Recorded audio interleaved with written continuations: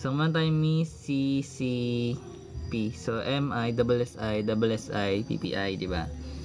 So, basically, pagbilangin na muna yung total numbers of letters.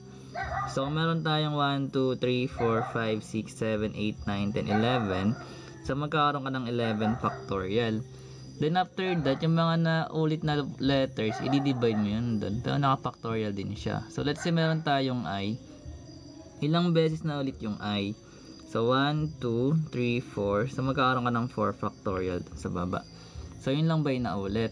So, basically, may naulit pang ibang letters like yung S. So, yung S natin, 1, 2, 3, 4 din siya. So, magkakaroon kahit ng 4 factorial. Then, syempre, hindi lang naman yun yung naulit. Meron pang P. So, may dalawang P. Nalagay mo rin siya dito. Then, after that, edi solve mo. I-simplify mo na. So, basically, yung 11 factorial, that is 11 times 10 times 9 times 8 times 7 times 6 times 5 times 4 factorial. Bakit tayo nag-stop sa 4 factorial? Kasi meron dong isang 4 factorial sa baba. So, pwede natin yung i-divide sa 4 factorial dito. Then, yung natirang 4 factorial na isa, i-expand mo yun pababa. So, magkakaroon ka ng 4 times 3 times 2 times 1. Then, meron ka ditong times pa na 2 factorial which is 2 times 1 din. So, basically, kahit hindi natin lagay yung 1, consider naman yan. Anyways, meron tayong 4 factorial sa numerator tsaka 4 factorial sa denominator. Pwede natin i-cancel out.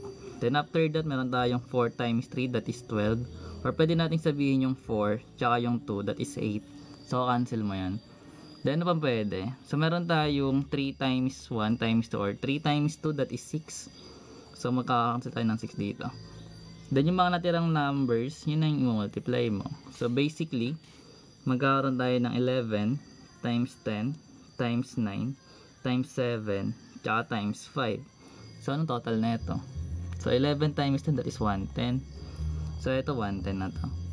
Ito, that is 45. Then, times 7. So, yung 110 times 7, that's 770.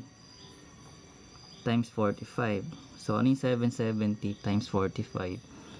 So, magkakaroon ka ng 770. 77 times 45. That is 5, 3, 37, 38. 428 to 30. So, magkakaroon ka ng 5. 16 carry 1, 4, 3 hanggang 0. Ito yung magiging sagot natin. So, bali magiging 3, 4, 650 siya.